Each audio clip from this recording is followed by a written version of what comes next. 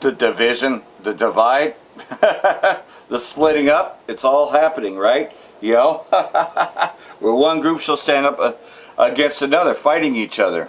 That's where we're at now, as it has been said that the U.S. military will be molding with the Israeli military. So, you know, it's blatant, it's in the face that they are fighting for the Israeli state. Shalom, first and foremost, like to give all praise to Yahweh, Ba'Hashem, Yahweh Shai, Ba'Hashem, Rakakadash. Double honors, the elders and apostles of Great Millstone, who are teaching this truth and sincerity. And a shout out to the Akims out there in the four corners of the earth proclaiming this truth. Braka the Yahweh, Braka the Yahweh Shai, Ba'Hashem, Rakakadash, Brakatum. So just getting into some headlines here.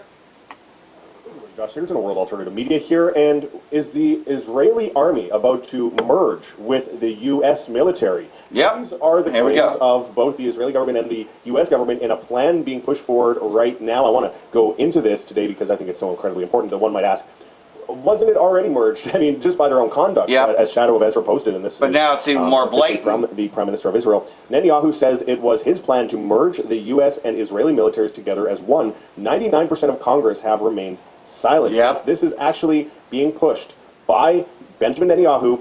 Congress, in Congress, it's Section 224 of the National Defense Authorization Act, which I've been talking about for 20 years now, on a yearly basis as it's renewed. They have draft proposals in there and everything. Very, very crazy stuff. Now, this is coming after we heard about, Trump was screaming at Netanyahu in a phone call, calling him crazy, and that everyone hates Israel now, and because of you... I didn't even report on it because it's bullshit. Kind of you couldn't do it without us.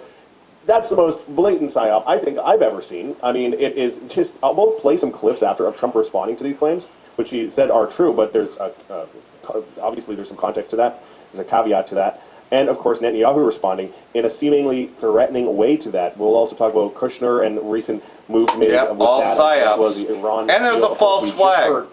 Yesterday of Iran striking back at the U.S. through Kuwait and Bahrain after the U.S. attacked one of their ships and attacked a city in Iran. And Kuwait, it was a Patriot missile that hit it. We'll read that too. I urge people to check those links below because at this point in history, I mean, it is history.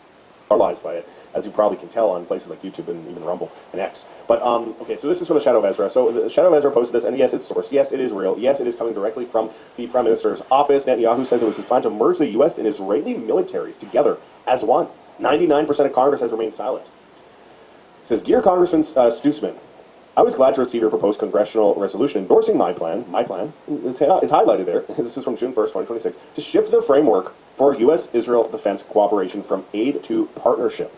As I said in our meeting in Jerusalem on May 27, 2026, Israel deeply appreciates the financial component of the military aid the United States has generously provided us under the guise of, this, they're so generous. Yeah, no, this is blackmail. This is the result of blackmail.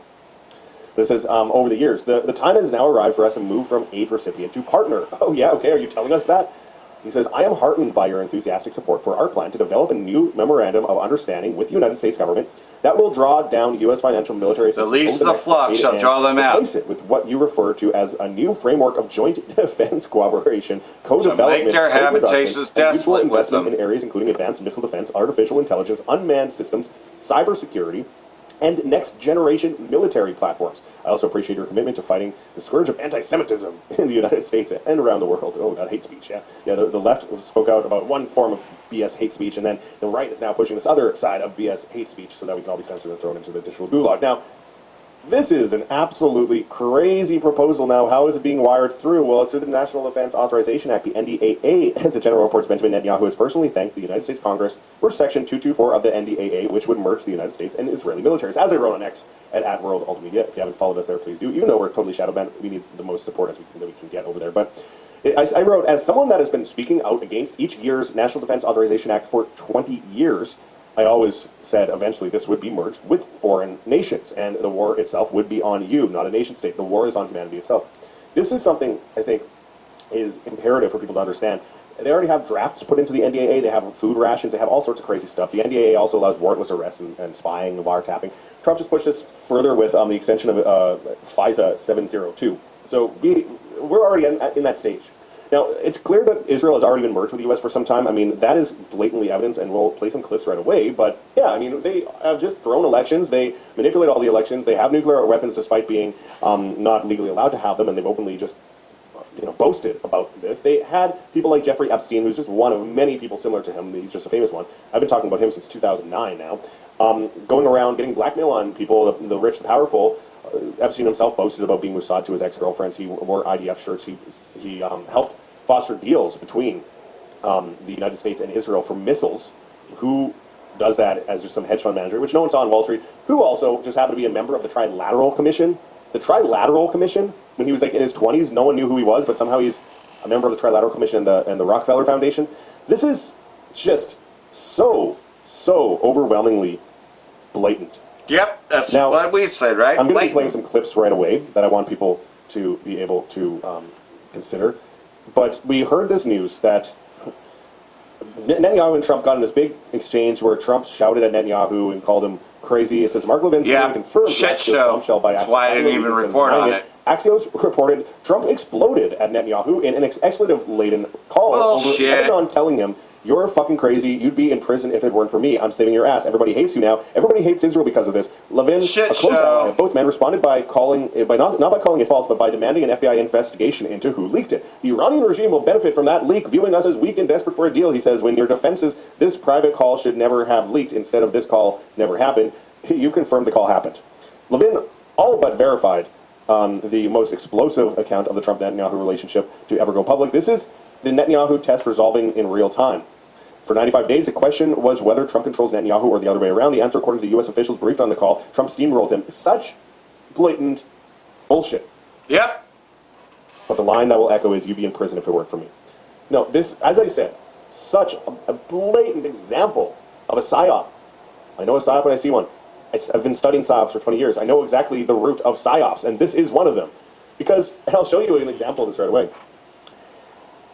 They have to make it, for public relations reasons, appear as though these two are fighting naturally so that it doesn't appear like one is blackmailed by the other when every bit of evidence proves that they are blackmailed, just like every other president before them. And again, why would Trump do all the things he does if he wasn't blackmailed by Netanyahu? Again, he went against his entire base and has destroyed his legacy over this, but we all knew that was probably going to happen. If you are awake out there, you already know about this kind of stuff. But this idea that he's telling Netanyahu what's up is nonsense, and I guarantee you this is a hallmark of Israel putting out public relations, saying, "Hey, do this so it appears as though that we are fighting, so that people stop thinking that you are owned by us." Yeah, as Trump pulls out the chair and Netanyahu gives him the golden pager. Let's hear what Trump says in response to all this. And notice his conduct, notice how he's saying things, notice his smirk, notice his hesitancy. Interesting indeed. You had a phone call with Bibi Netanyahu, the Prime Minister of Israel, in which you were angry with him. You said, "Are you effing crazy? What are you effing doing? I helped you stay out of jail." Is that true? Did you speak to him in those terms? I did. I wouldn't say angry. I was a little bit perturbed at his constantly fighting with Lebanon.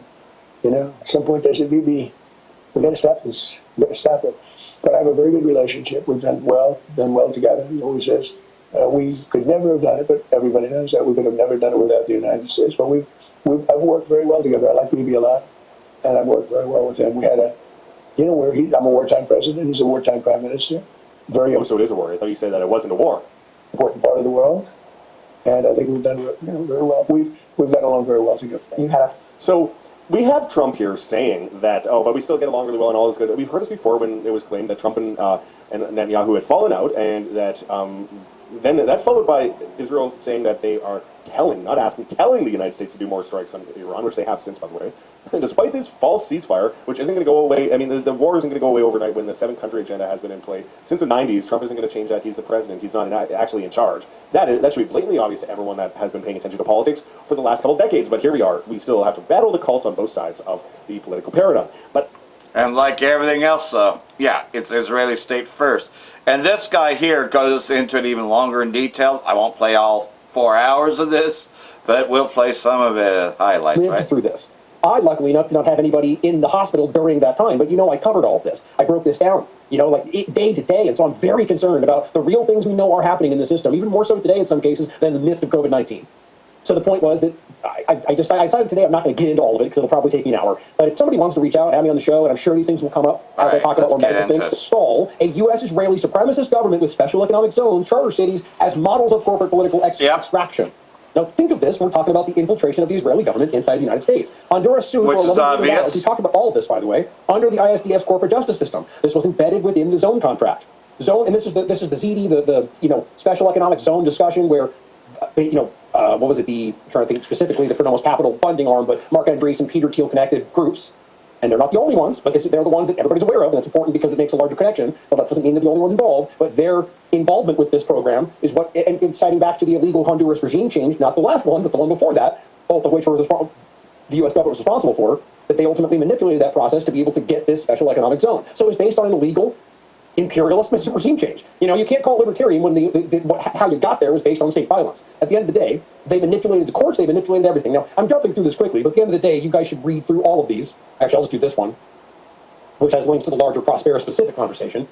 But the Israeli state controls Babylon. It's blatant. In case you're confused, we're talking about the same Bayer system that Trump and his entire team, just like Biden and his entire team, gaslit you about, lied to you about, and still to this day are not acknowledging the reality. Now, RFK plays this tap dance game where he acts like he cares and points to it, but then nothing happens. So, to me, the outcome is what matters. I think, obviously, this should be applied to anybody who was in yeah, he wants you to have wearables. Mark of the beast. Biden administration, that counts for the current Trump administration. In case you're missing the point, it applies to our entire U.S. government. That's not what's happening. Now, I'm going to say the same thing for the next administration that continues to not do anything about it. It's not left or right. I hope that's clear. And they ignored it. They continue to use the system that's going to mask them and continue to lie to the American public. So what we've begun now, in the interview process, we've got the documents, certainly not all the documents. I mean, the folks in government understand about Freedom of Information Act. As we see the prosecution... So like everything else, they're going to pretend to do something about the vaccines, which you know as well as I do. But Congress moving to integrate U.S. and Israeli militaries as it gets into the same subject. It needs to be discussed. But what I want to make sure is clear, and I'll show you, this has already been happening. And most of you know this because you watch this show or you watch others that are talking about it before it was something that was allowed to be talked about. For example, 2 different pieces of legislation that literally tried to define the IDF as same as the U.S. military. Like these things now he's going to read you including an actual Israeli Defense Partnership Act, which was basically a smaller version of what we're seeing now. And realize this hasn't even technically happened yet. So I just think that there's 2 ways to look at it. If it happens, we need to be up in arms about this, and we need to make sure that we continue to fight it. And you have people like Massey and O'Connor who are already calling it out, even Marjorie Taylor Greene. But one of the things that I considered was whether or not this was meant to be defeated. Because realistically, it doesn't change anything that they're doing. So this might be another effort to make you feel like this is, like sort of like with the Massey point. One of the things I genuinely am asking, and I guess we'll find out as we go forward, was whether or not that was organized to make you feel like they didn't have full control. And I'm not even saying I think that they do.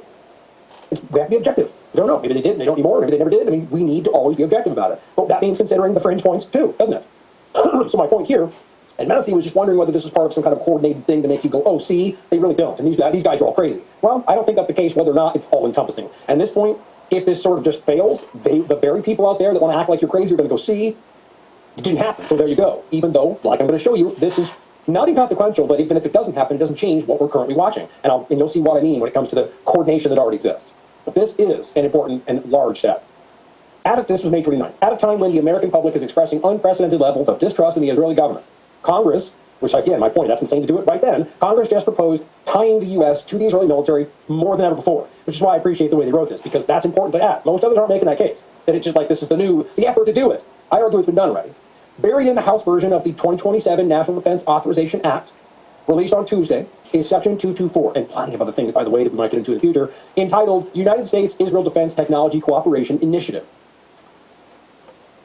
The provision would arguably do more to intertwine the U.S. military with the Israeli military than the more than $200 billion, inflation-adjusted, in military assistance Israel has received from the U.S. since its founding in 1948. That's so much more. But overall, it's not even just about the money, right? It's about actually having on-record legislation, as I pointed out my entire career doing this, that just gives things to Israel or makes agreements or the legislation they pass allows an opening for Israel to take advantage through companies or any number of things. And again, specifically deals that argue on the surface a government partnership, right? Or AI, for example. Section 224 lays the groundwork for bilateral research and development, co-production of weapons, joint ventures, licensing agreements, and seemingly every manner of U.S.-Israeli military industrial complex cooperation. The U.S. and Israel already work together heavily on missile defense, but this provision would greatly expand coordination to seemingly every area of defense tech, including AI, quantum, autonomous systems, directed energy, cyber, biotech, and many more. We'll read the whole section. Wait, direct energy weapons? They're not supposed to have that. And data fusion. In other words, proving that earthquake that was in Turkey and Syria was from them. I mean, Hexeth is the head of this, guys. I think that speaks for itself. Or the other different obvious strategic partnerships that they're at the highest level. To me, I'll just play it again because I think it's important that you have people who told you this more than once over the years that it was already the case, right? That Israel, for example, controls the Pentagon. It's unquestionable that the Epstein business was heavily influenced, let me put it that way, by Mossad. And so that's somehow emblematic on these huge geopolitical issues. Yes, I watched Mossad take over the Pentagon. In 2002, the Pentagon was infiltrated by Mossad. They did not need any identification to get through the river entrance of the building. They went upstairs to Douglas Feith, the Undersecretary of Defense's for Policy, the third most powerful man in the Defense Department. Occasionally, they went to the second most powerful man, Paul Wolfowitz, the Deputy Secretary of Defense, and they had run of the Pentagon. Donald Rumsfeld, the Secretary of Defense, said to my boss one time, "Hell, I don't run my building. Mossad does." I still just find that insane how many things like that we have. Or John Kirikou openly saying they control the U.S. government, or Douglas McGregor saying they control the military. These are people with standing in the conversation, whether you think you can trust them or not. Question everybody, right? Always. But I just think that's wild. So, back to the point, if fully enacted, this proposal would provide a higher level of military-industrial integration than the U.S. has with any other country in the world. Of course, because why wouldn't you want to coordinate publicly with the only government openly committing genocide on the planet?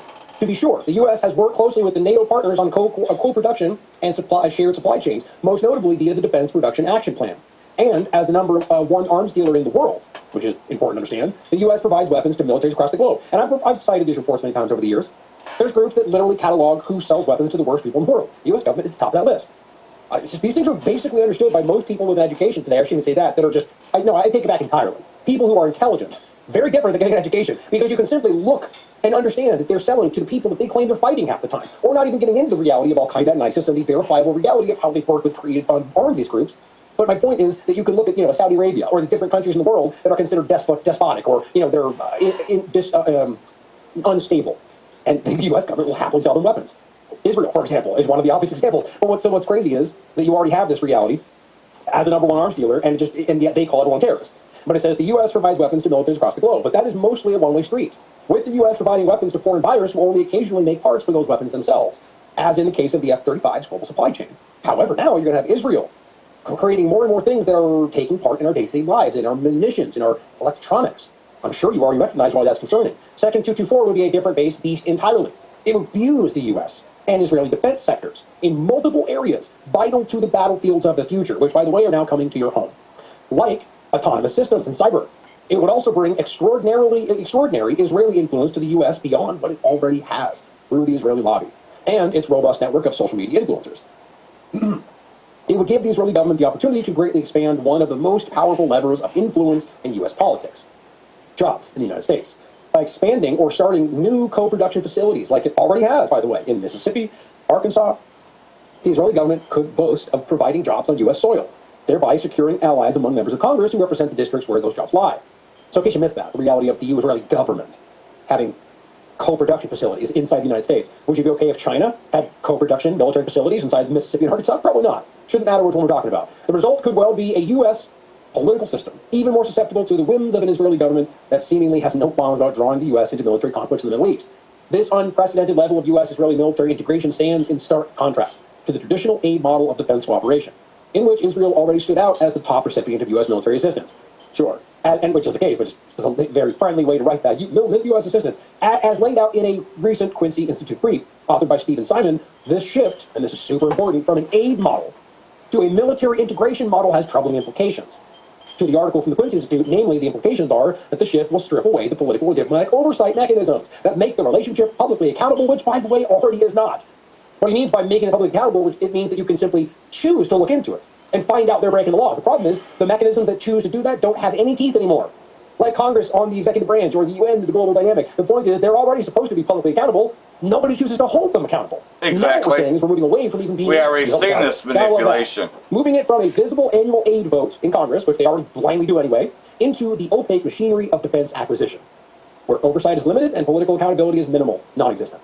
The result would be a defense relationship that is simultaneously deeper and less transparent. Now, this is why they're out there screaming about why we need to shift into, a relationship, not aid. And what they're trying to frame it as is Netanyahu no longer wanting U.S. money. It's such an obvious scam. All they're going to do is continue to do these things behind the scenes. And at the end of the day, it'll be far more than you could ever imagine. This all comes at a time when the Israeli military has repeatedly used U.S. weapons in strikes that have violated international law in Gaza. And as Israel has repeatedly violated ceasefires, as has the U.S. itself in the Trump administration's unnecessary war with Iran. Now, clearly they have an opinion there. But guys, if you're actually pretending at this point that this wasn't an illegally started war, that they haven't broke these ceasefires, you're choosing to ignore basic and verifiable facts. Now, whether they have a site or not, those things are verifiable today. And it's like any other conversation we've held where we come to a point where it's proof. So, like everything else, the proof in the pudding, which is why his videos are lengthy, but yet he reads you the actual articles in full. But something else with geoengineering, right? Because they're controlling us through food, right? You already heard the admittance from Bill Gates that he's putting mRNAs, through mosquitoes into your food and dropping ticks everywhere. Well, this is what's going on in San Francisco, as this video goes into. He authorized Sidney Gottlieb to spray germs into the fog in San Francisco harbor. The point was to try to infect 800,000 people in San Francisco with this germ just to see how many would get sick. And they thought that the germ would sit heavily in the fog and would linger in the air longer that way to infect more people. Now remember, nobody knew that this was happening. And I don't mean just nobody in San Francisco. I mean nobody. The CIA director didn't know it was happening. The president didn't know it was happening. This was Alan Dulles and Dr. Sidney Gottlieb.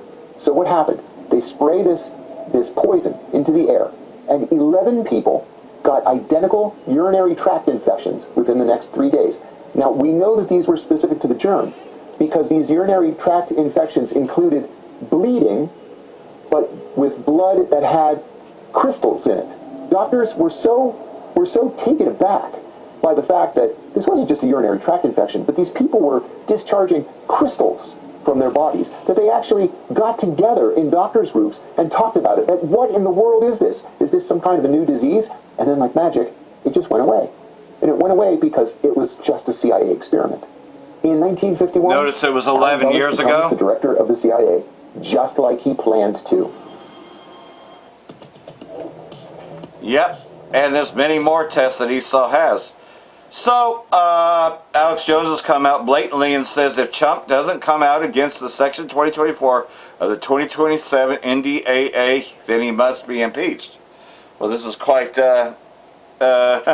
blatant, or quite, the stance. So, like everything else, so we know that, on many things he backs Trump, but not on this one. If this provision is still in the Senate version, and I'm going to call for Trump's removal from office, I'm going to completely go ape. So, pretty much Alex Jones breaks that down. Let's just see if the... If Trump does not There it come is. out against Section 224, let's pull that up, of the National Defense Authorization Act 2027, they're getting ready to pass here in the next few months. That's the main defense budget, $1 trillion plus. If he doesn't call for that to be pulled out that turns our military, our intelligence over to the Israelis, then I am calling for impeachment. It's beyond 25th Amendment because he's got dementia. I'm not saying he has dementia, but that's not the right thing. It's treason. Now, I don't know if Trump knows this is in the legislation. I know Netanyahu says he's talking to Trump and about this joint military weapon development plan, which is But what if Trump is one? What if Trump should be impeached? Trump does know this is going on, but maybe he doesn't know how bad it is. But if he gets educated on it and doesn't come out against it, then I'm going to bullhorn the White House. I'm going to bullhorn Mar-a-Lago. And the point is the media is all going to cover it. So I know how to make a scene. I don't do that. I'm not a big grandstander. Just for stunts. And I am going to go to Congress, and I am going to go completely ape. And I'll put a date on it. They're going to try to pass this by October. Is when they usually want to get it done. Sometimes it takes longer. But if this provisions is still there in a month, or if it advances to the Senate and they make changes, it comes back. If that's still in the Senate version, whenever that happens, I am going to go on a national campaign on podcast. And I got hundreds and hundreds of them want me on, big ones. I'll exhaust myself, but I'll do it. And I'm going to go on all the shows, and I'm going to go to Mar-a-Lago, and I'm going to go to the White House, and I'm going to make a huge scene to the media, and I'm going to call for Trump's removal from office. So there you go. He's taking a stand unlike any other. You know that Trump has already come back and insulted him, But we also know that Tucker Carlson has done similar work. So I find that very interesting, that this Section 224 is admitting that the U.S. military works for the Israeli state, number one, Now, we can obviously see that with the Iraq war and all the other wars that are there. That had everything to do with the Israeli state, not the U.S. But now it's even more blatant. EU could lose up to 1.3 million jobs due to energy price surge from the war. Due to the war in West Asia, up to 1.3 million jobs are at risk, particularly energy-intensive industries. Underlying that increased energy costs will have particular negative effect on lower-income households in Europe. According to the report, the EU automotive sector could face the biggest layoffs, up to 600,000. Construction, metals, chemicals transported could lose 56,000 jobs. Some 85,000 jobs in battery projects could be at risk, and 852 jobs in solar manufacturing. Another 4,500 jobs could go in steel sector because of low carbon measures. And they're going to know that Trump and the Israeli state are totally responsible for that. This conflict has already had tangible effects on the European economy, with energy prices surging as a result. According to the latest European economic forecast published in May, the war slowed European growth while pushing inflation higher.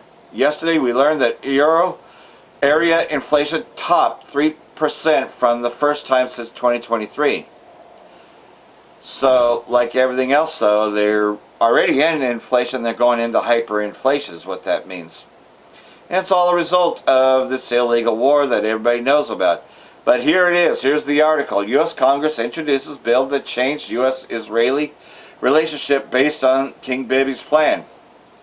Amid growing skepticism about the U.S.-Israeli relationship, King Bibi suggested that the U.S. could eventually end its military aid to Israel and transition the relationship to a more partner-based model.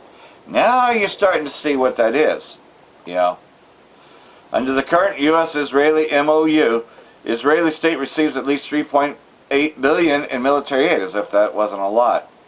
But, you know, the purpose of King Bibi's plan is to remove the public-facing military aid to reduce criticism of their relationship and make whatever aid and support Israeli state gets from under the U.S. under the new arrangement with much less transparent. So, pretty much though.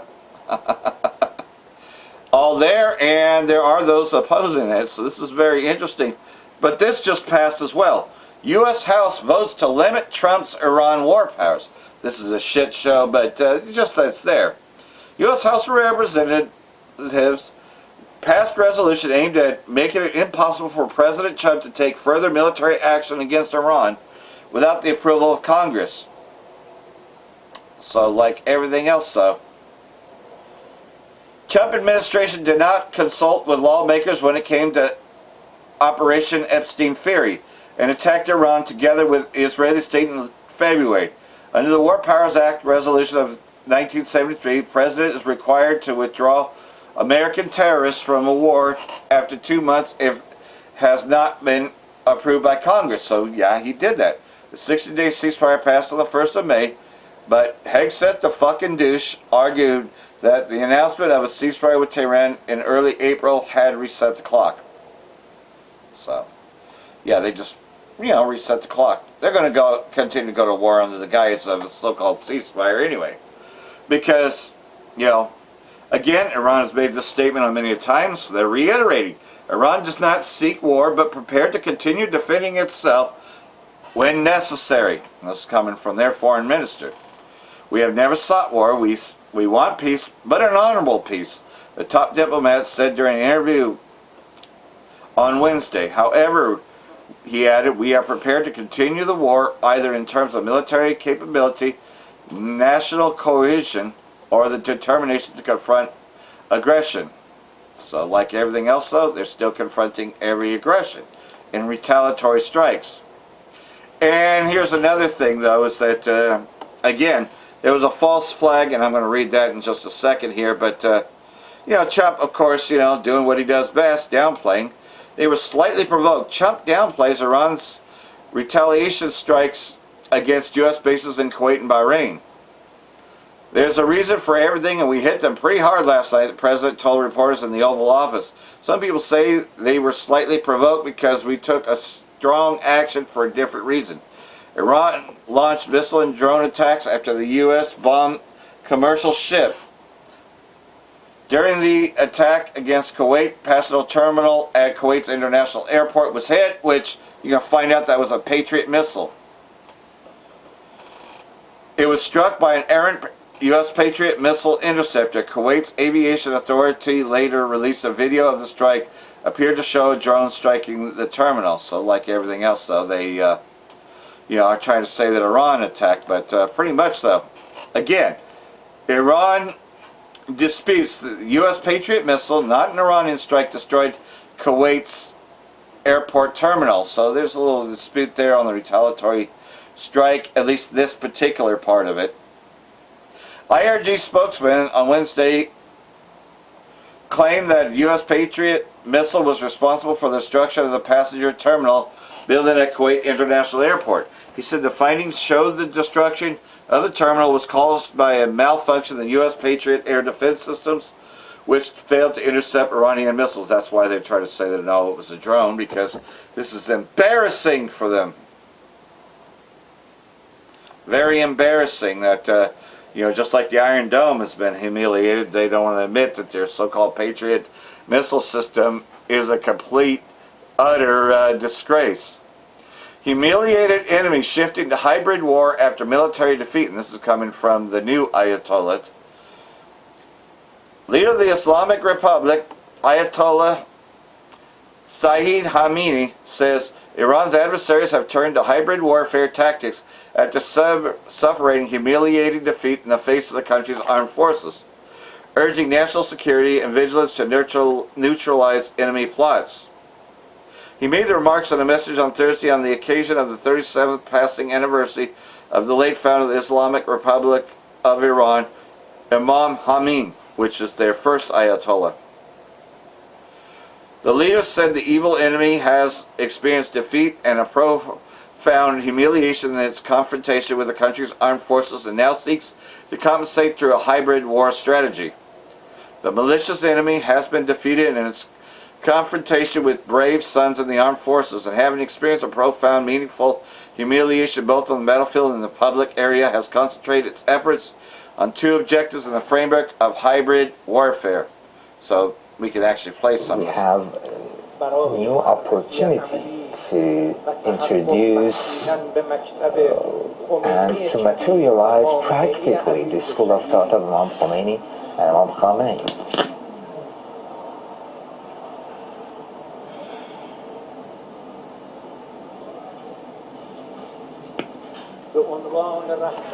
As the leaders, the powerful leaders and victorious leaders of Islamic revolution all over the world. So this great role lies with every individual in the nation, especially the youngsters, elites, and those who are in favor of thoughts and art. So based on this school of thought, by trusting the promises of God and in line with the guidance of Prophet Muhammad and on the path of pure Islam,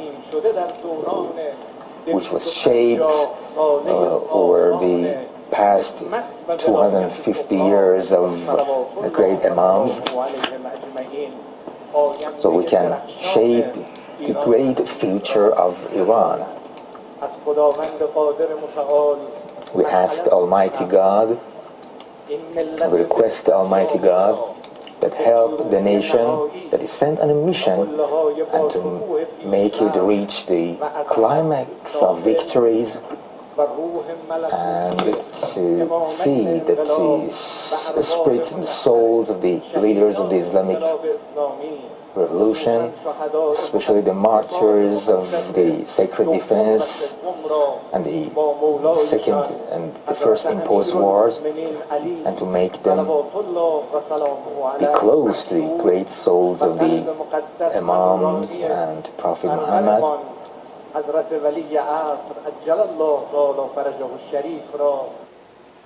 So there it is, you know. Like everything else, though, you know, continued violations, fake ceasefire. Hezbollah chief rejected U.S.-mediated Israeli truce. Trump to maintain ceasefire with Iran unless American troops killed. Well, so there you go. They'll deliberately do some sort of false flag to say that American troops are killed, and the war just continues on and it never ends. Hezbollah chief rejects outcome of Lebanon-Israeli talks. You want to know what they are? Insisting that truce must encompass the whole country. But here we go. Hezbollah must withdraw from Israeli-occupied southern Lebanon. Wait a minute. Lebanon is Lebanon. Israeli state does not own Lebanon, but they think that they do. So who the fuck are they to say, oh, you have to withdraw from Israeli illegal occupied territory? You know, fuck that. That's not a fucking ceasefire at all. And these are terms that you should not fucking meet, because Hezbollah is the only active military defending Lebanon. And these are occupied areas that don't belong to the Israeli state. Just like this new Syrian government doesn't do anything about the Israeli state taking over. You see how the Israeli state controls both the Lebanese government and the Syrian government. And so guess what? Between both of them is to go after Hezbollah. That's what it's about. Israeli state and Lebanon agreed to implement a renewed ceasefire that requires Hezbollah to stop firing and withdraw from southern Lebanon, according to a joint statement released from U.S.-mediated talks. Wait a minute, I don't remember Iran agreeing to that. This follows weeks of Israeli strikes against and ground operations in Lebanon, as well as Hezbollah rocket. So basically it's like, oh, go ahead and let them keep the territory that they've stolen. You know, that's theirs now. Golan Heights is theirs. Everything's theirs. You know, and they can continue to take territory in Syria. You see that everything is in control. That's really the Israeli states of America. So, here we go. You know, and there's one more before I close this out. So, this section 224, it's either 224 or 224, just proves everything that's said, and also brings this one out, and pretty much, though, the joining heads, right? You know, which we already knew was there anyways. That's the reason for the war of Iraq, and everything else that's about to take place. That yes, the the whore Babylon the Great does head the UN. You know, so they're at everything. They control everything, but they shall hate the whore and burn her with fire, because of their alliance with the Israeli state. And verse 20 here in Jeremiah 49 tells you the same thing. I also believe it's reiterated in Jeremiah 50 or 51. Actually, it's in 50, but it says almost the same thing. Jeremiah chapter 49, verse 20, and it reads, Therefore hear the counsel of the Most High that he has taken against Edom, which the heart of Edom is, in fact, you know, as in Babylon the Great, and its purposes, that he has purposed against the inhabitants of Teman. Surely the least of flocks shall draw them out. Surely he shall make their habitations desolate with them. Meaning that because of this emergence, you know, which has always been there before anyways, well, their habitation is going to be the same. You know, Babylon the Great is going to be consumed by nuclear fire, as well as Tel Aviv, as well as a lot of the Israeli state is also going to be consumed by fire.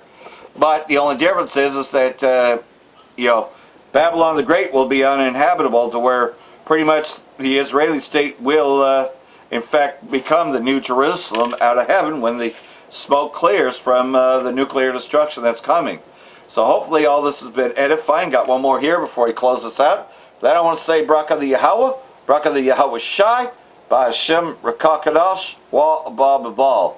And Bracha Tam Yehovah Elect, just a little snippet here.